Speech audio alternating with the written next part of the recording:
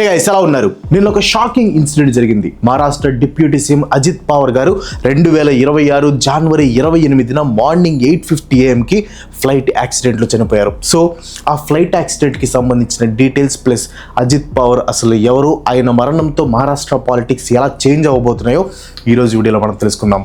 2026 జనవరి 28 morning 8:10కి Mumbai నుంచి అజిత్ పవార్ గారు ఒక ప్రైవేట్ జెట్లో బారామతికి బయలుదేరారు అనమాట. ఆయన బయలుదేరిన ఎయిర్ క్రాఫ్ట్ పేరు వచ్చేసి లియర్ జెట్ 45. దీని రిజిస్ట్రేషన్ వచ్చేసి VTSSK అండ్ దీన్ని VSR ఏవియేషన్ అనే ప్రైవేట్ ఎయిర్ చార్టర్ కంపెనీ వాళ్ళు ఆపరేట్ చేస్తున్నారు. ముంబైలోని ఛత్రపతి శివాజీ మహారాజ్ ఇంటర్నేషనల్ ఎయిర్పోర్ట్లో బయలుదేరిన ఈ ఎయిర్ క్రాఫ్ట్ డెస్టినేషన్ పూణేలోని బారామతి ఎయిర్పోర్ట్ అనమాట. ఈ ఎయిర్ క్రాఫ్ట్ లో మహారాష్ట్ర డిప్యూటీ సీఎం అజిత్ పవార్ గారితో పాటు ఆయన పర్సనల్ స్టాఫ్ ఇద్దరు పైలట్స్ ట్రావెల్ చేస్తున్నారు.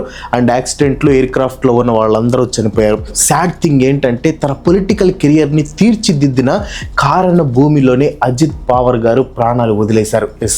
బారామతి నుంచి ఆయన జర్నీ మొదలైంది, అక్కడే ఎండ్ అయింది. దాని గురించి వీడియోలో డీటెయిల్డ్ గా చెప్తాను. ఆయన బారామతి వెళ్ళడానికి కారణం అక్కడ జరగబోతున్న లోకల్ బాడీ ఎలక్షన్స్ అనమాట.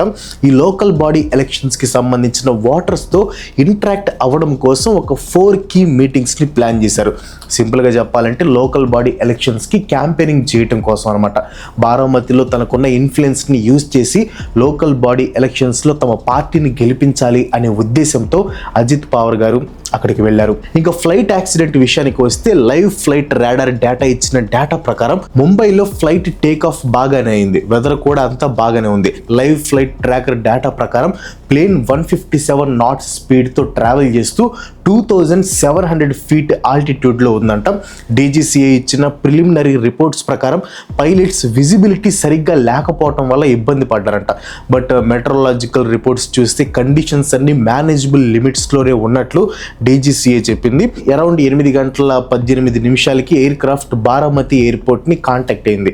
ల్యాండ్ అవడానికి చేసిన ఫస్ట్ అప్రోచ్లో పైలట్స్కి రన్వే సరిగ్గా కనిపించకపోవడంతో సెకండ్ అప్రోచ్ ట్రై చేశారు. సెకండ్ అప్రోచ్ అంటే aircraft first landing attempt ని అబార్ట్ చేసి ఒక సేఫ్ ఆల్టిట్యూడ్ కి వెళ్తుంది అనమాట. ఆ ఆల్టిట్యూడ్ కి వెళ్ళి రీపొజిషన్ చేసుకుని మళ్ళీ ల్యాండింగ్ కి ట్రై చేస్తుంది. సో ఈ ఫ్లైట్ లో పైలట్స్ కూడా సెకండ్ అప్రోచ్ ని ట్రై చేశారు. అయితే సెకండ్ అప్రోచ్ టైంలో కూడా రన్వే కనిపించట్లేదని పైలట్స్ చెప్పి ఆ తర్వాత వెంటనే రన్వే విజిబుల్ గా ఉందని చెప్పి ల్యాండింగ్ కి ట్రై చేశారంట. 8:43 AM కి ఎయిర్ క్రాఫ్ట్ ల్యాండ్ అవడానికి క్లియరెన్స్ వచ్చింది. అయితే పైలట్స్ నుంచి మాత్రం రెస్పాన్స్ రాలేదు. 8:44 AM కి రన్వే 11 కి దగ్గరలో మంటలు కనిపించాయి. రన్వేకి లెఫ్ట్ సైడ్ లో ప్లేన్ క్రాష్ అయింది. ప్లేన్ ఎగ్జాక్ట్ గా ఎందుకు క్రాష్ అయింది అనేది మాత్రం యాజ్ ఆఫ్ నో అఫీషియల్స్ ఇంకా డిక్లేర్ చేయలేదు. కొన్ని రిపోర్ట్స్ ప్రకారం ప్లేన్ ల్యాండ్ అవుతున్న టైంలో రన్వే మీద స్కిడ్ అయ్యి అదుపు తప్పి క్రాష్ ల్యాండ్ అయింది అంటున్నారు. ఇంకొన్ని రిపోర్ట్స్ ప్రకారం ప్లేన్ రన్వేని దాటి వెళ్ళిపోయి క్రాష్ అయింది అంటున్నారు. బట్ ఎగ్జాక్ట్ గా ఏం జరిగింది అనేది తెలియాలంటే మాత్రం ప్లేన్ లో ఉండే బ్లాక్ బాక్స్ నుంచి మాత్రమే తెలుస్తుంది. అయితే ప్లేన్ క్రాష్ ని చూసిన కొంతమంది ఐ విట్నెస్లు ప్లేన్ క్రాష్ ని వివరించారనమాట. ప్లేన్ ల్యాండ్ అవుతున్న పద్ధతిని చూసినప్పుడే అది కూలిపోతుందేమో అని ఐ విట్నెస్లు అనుకున్నారట. అండ్ వాళ్ళు అనుకున్నట్టుగానే ప్లేన్ క్రాష్ అయిందంట. అండ్ క్రాష్ అయిన వెంటనే ప్లేన్ లో ఉన్న వాళ్ళని కాపాడటానికి ట్రై చేశారంట. బట్ ప్లేన్ నుంచి 4-5 సార్లు పేలిన శబ్దాలు రావడంతో ప్లేన్ లోని వాళ్ళని కాపాడటం కుదరలేదని ఐ విట్నెస్లు చెప్తున్నారు. ప్లేన్ క్రాష్ తర్వాత ఈ ప్లేన్ ఆపరేట్ చేస్తున్న VSR వెంచర్స్ వాళ్ళు స్పందించారు. తమ ఎయిర్ క్రాఫ్ట్ 100% సేఫ్ అని డిక్లేర్ చేసి యాక్సిడెంట్ కి కారణం పూర్ విజిబిలిటీ అని వెల్లడించారు. అయితే VSR వెంచర్స్ వాళ్ళకి ఇది ఫస్ట్ సీరియస్ ఫ్లైట్ యాక్సిడెంట్ కాదు. 2023 సెప్టెంబర్ 14న VTDBL రిజిస్ట్రేషన్ తో ఉన్న లియర్ జెట్ 45 XR రన్వే మీద నుంచి స్కిడ్ అయింది. ఈ ఇన్సిడెంట్ లో 8 మందికి తీవ్రంగా గాయాలయ్యాయి. ఇప్పుడు సేమ్ అదే model aircraft and same operator అండర్లో మళ్ళీ ఇన్సిడెంట్ జరిగింది. ఈసారి 5 చనిపోయారు. ఒకసారి మేజర్ యాక్సిడెంట్ అయిన ఎయిర్ క్రాఫ్ట్ మళ్ళీ యాక్సిడెంట్కి గురవడంతో ఇప్పుడు ఫోకస్ అంతా DGCA చేసే ఇన్వెస్టిగేషన్ మీద ఉంది. అజిత్ పవార్ గారి మరణంతో మహారాష్ట్ర అంతా దిగ్భ్రాంతిలో ఉందన్నమాట. అండ్ ఆయన మరణంతో మహారాష్ట్ర పొలిటికల్ ల్యాండ్స్కేప్ డ్రామాటిక్గా చేంజ్ అవబోతుంది. ఎందుకో తెలియాలంటే ముందు అజిత్ అజిత్ పవార్ గారి జర్నీ గురించి తెలుసుకోవాలి. అజిత్ పవార్ గారి పొలిటికల్ కెరియర్ 4 decades పాటు సాగిందనమాట.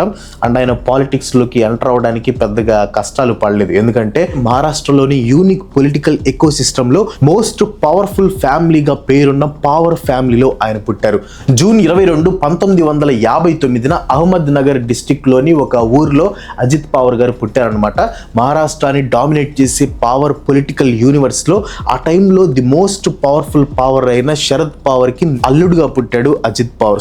సో నార్మల్ పొలిటికల్ లీడర్స్ లాగా అజిత్ పవార్ స్ట్రగుల్ ని చూడలేదు. అయితే శరద్ పవార్ కి నెఫ్యూ అయినంత మాత్రాన సక్సెస్ రావాలి అని లేదు. ఎందుకంటే మహారాష్ట్ర పాలిటిక్స్ అంత ఈజీగా ఉండవు. మహారాష్ట్ర పాలిటిక్స్ అంటే పైకి కనిపించేది చరిష్మాటిక్ స్పీచెస్, ఐడియాలజికల్ డిఫరెన్సెస్, డ్రామాని తలపించే ఎలక్షన్స్. కానీ మహారాష్ట్ర పాలిటిక్స్ ని కంట్రోల్ చేసేది మాత్రం ఇన్స్టిట్యూషన్స్. మిగతా స్టేట్స్ లో క్రౌడ్స్ ని గ్యాదర్ చేసి స్పీచ్లు ఇచ్చి మాస్ ఇమేజ్ ని తెచ్చుకుంటే ఆల్మోస్ట్ పవర్ వచ్చేస్తుంది. కానీ మహారాష్ట్రలో పవర్ స్ట్రక్చర్ వేరుగా ఉంటుంది. ఎవరైతే cooperative banks, sugar factories, irrigation departments లాంటి ఇన్స్టిట్యూషన్స్ తో పాటు డిస్ట్రిక్ట్ లెవెల్ బాడీస్ ని చేతులు పెట్టుకుంటారో వాళ్ళే మొత్తం పాలిటిక్స్ ని కంట్రోల్ చేయగలరు. అండ్ అజిత్ పవార్ ఎగ్జాక్ట్ గా ఇదే చేశారు. చాలా మంది పొలిటీషియన్స్ తమ కెరియర్స్ ని స్టూడెంట్ పాలిటిక్స్ లేదా పార్టీ యూత్ వింగ్స్ నుంచి స్టార్ట్ చేస్తారు. కానీ అజిత్ పవార్ మాత్రం కోఆపరేటివ్ ఇన్స్టిట్యూషన్స్ నుంచి తన పొలిటికల్ జర్నీని స్టార్ట్ చేశారు. అజిత్ పవార్ పుట్టి పెరిగిన వెస్టర్న్ మహారాష్ట్రలో పాలిటిక్స్ ఎక్కువగా అగ్రికల్చర్, షుగర్ కోఆపరేటివ్స్, ఇరిగేషన్ చుట్టూ తిరిగేవారన్నమాట. So Ajit Pawar political thinking ideologies తో కాకుండా ఈ ఇన్స్టిట్యూషన్స్ చుట్టూ షేప్ అయింది. అండ్ రియల్ పాలిటిక్స్ లోకి అడుగు పెట్టడానికంటే ముందే పవార్ కార్పొరేట్ పాలిటిక్స్ లోకి అడుగు పెట్టారు.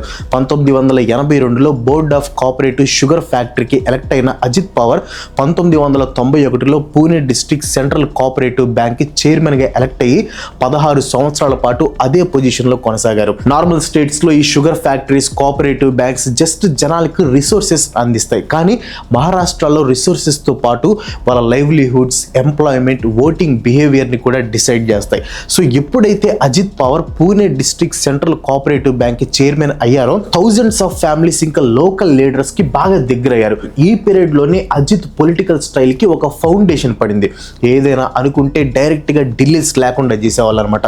ప్రాసెస్ కంటే అవుట్కమ్ మీద ఎక్కువ కాన్సన్ట్రేట్ చేస్తారు అనే ఫీలింగ్ జనాల్లో వచ్చింది. జనాల్లో తన మీద వచ్చిన నమ్మకాన్ని బేస్ చేసుకుని 1991లో ఇండియన్ నేషనల్ కాంగ్రెస్ తరపు నుంచి బారామతి పార్లమెంటరీ కాన్స్టిట్యూషన్ లో లోక్సభకి పోటీ చేసి గెలిచారనమాట. అయితే గెలిచిన ఈ సీట్ ని వెంటనే తన అంకుల్ శరద్ పవార్ కోసం అజిత్ త్యాగం చేయాల్సి వచ్చింది.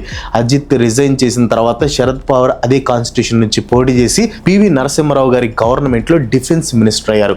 ఈ సీట్ త్యాగంతో Ajit Pawar Indian National Congress లో ట్రస్ట్ వర్తి క్యాండిడేట్ అయ్యాడు. ఆ తర్వాత 1991లో జరిగిన బై ఎలక్షన్స్ లో బారామతి అసెంబ్లీ కాన్స్టిట్యుయెన్సీ నుంచి పోటీ చేసి గెలిచారనమాట. ఇంకా అప్పటి నుంచి బారామతి అసెంబ్లీ కాన్స్టిట్యుయెన్సీ అజిత్ పవార్ కి కంచు కోట అయిపోయింది. ఇక్కడ నుంచి రికార్డు స్థాయిలో 7 సార్లు అసెంబ్లీకి ఎన్నికయ్యారు. ఈ సీట్ ని మల్టిపుల్ టైమ్స్ రిటైన్ చేసుకోవడంలో పాలిటిక్స్ ప్లే చేయడం కంటే ప్రీవియస్ గా ఉన్న local engagement, cooperative control and problem solving experience ని అజిత్ పవార్ ఎక్కువ యూజ్ చేసుకున్నారనమాట. లేట్ 1990s వచ్చేసరికి అజిత్ పవార్ ఒక కాన్స్టిట్యుయెన్సీ లెజిస్లేటర్ నుంచి పవర్ఫుల్ పొలిటీషియన్ గా అయిపోయారనమాట.